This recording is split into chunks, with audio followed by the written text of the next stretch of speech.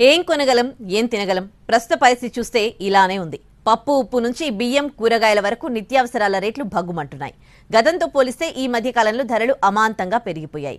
కొన్ని 20% పెరగ్గా మరికొన్ని 50% పెరిగి భయపెడుతున్నాయి.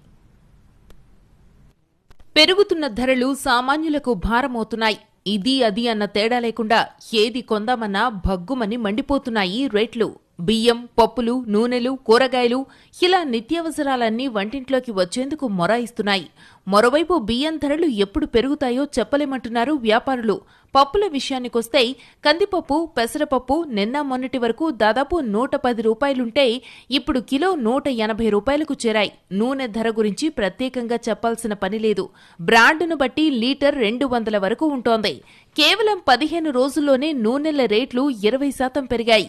ఇక కూరగాయల గురించి ప్రత్యేకంగా చెప్పాలా? ఏది ముట్టుకున్నా 70 నుంచి 100 రూపాయల వరకు రేటు పలుకుతోంది. మంచి క్వాలిటీ అయితే ఇంకా ఎక్కువ పెట్టాల్సి వస్తోంది. ముఖ్యంగా ఉల్లి, టమాటా రేట్లు పిచ్చెక్కిస్తున్నాయి. మొన్నటి వరకు 100కు 5 కిలోల ఉల్లిపాయలొచ్చేవి.